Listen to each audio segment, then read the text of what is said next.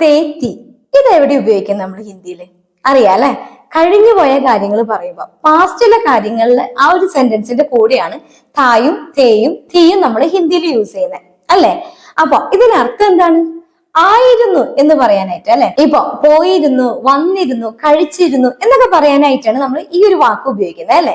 ഇതിൽ ഒരു കാര്യം നമുക്കറിയാം, സ്ത്രീലിംഗാണോ പുല്ലിംഗാണോ അതുപോലെ തന്നെ ബഹുവചനമാണോ അതല്ലേ റെസ്പെക്ട് യൂസ് ചെയ്തിട്ടാണോ നമ്മൾ ഈ ഒരു വാക്കുകൾ മാറ്റി മാറ്റി പ്രയോഗിക്കുന്നത് അല്ലെ? ഇപ്പൊ സ്ത്രീലിംഗാണെങ്കിൽ നമ്മൾ എന്താ പറയാ? തീ പറയും. പുല്ലിംഗാണെങ്കിൽ താ പറയും. ഇനി റെസ്പെക്റ്റോ അല്ലെങ്കിൽ ബഹുവചനോ ആണെങ്കിലാണ് തേ പറയുന്നത്. ഇപ്പൊ ഒരു എക്സാമ്പിൾ പറയാം അല്ലെ? അവൻ ഇന്നലെ ഇവിടെ വന്നിരുന്നു. എങ്ങനെയാ പറയാ? അവൻ ഇന്നലെ ഇവിടെ വന്നിരുന്നു. വോ കൽ യഹാ ആയാ താ. വഹിനെ നമ്മള് സംസാര ഭാഷയിൽ വോ എന്ന് പറയാം കേട്ടോ. വോ കൽ യഹാ ആയാ താ. അവൻ ഇന്നലെ ഇവിടെ വന്നിരുന്നു. ഇനി അവളാണെങ്കിൽ ആയി തി. അതാണ് വരിക കേട്ടോ, ആയി തി.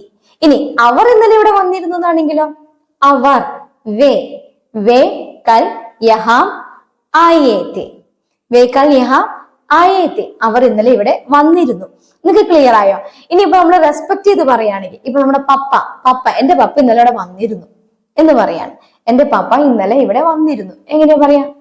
മേരെ പാപ്പ കൽ യഹാ ആയേ തെ. പപ്പ ഒരാളാണെങ്കിലും നമ്മൾ റെസ്പെക്ട് കൊടുത്തിട്ടാണ് അവിടെ ആയേ തെ പ്രയോഗിച്ചത്. ക്ലിയർ ആയോ? മേരെ പാപ്പ കൽ യഹാ ആയേ തെ. ഇവിടെ നമ്മൾ മേര, മേരെ, മേരി ഇത് നമ്മളൊരു ക്ലാസ്സിൽ പറഞ്ഞല്ലേ, ഇതിന് മുമ്പ് ഒരു ഷോർട്ട് ഇട്ടിട്ടുണ്ട്. ഇവിടെ ഞാൻ എന്താ പറഞ്ഞ? മേരെ പാപ്പ. അവിടെ റെസ്പെക്ട് കൊടുത്തോണ്ടാണ് മേരെ വെച്ച്. ഇപ്പൊ മനസ്സിലാവുന്നുണ്ടോ? കാ, കെ, കി ഇതിന്റെ എല്ലാത്തിന്റെയും പ്രയോഗം ഒരുപോലെ വരുന്നത്. മേര, മേരെ, മേരി. ഇവിടെ ഏതാണ്? താ, തേ, തി. എല്ലാത്തിനും ഒരേ നിയമമാണ്. മനസ്സിലാവുന്നുണ്ടോ? സ്ത്രീലിംഗാണോ പുല്ലിംഗാണോ ബഹുവചനാണോ റെസ്പെക്ട് ആണോ നോക്കിയിട്ടാണ്. ക്ലിയർ ആയില്ലേ?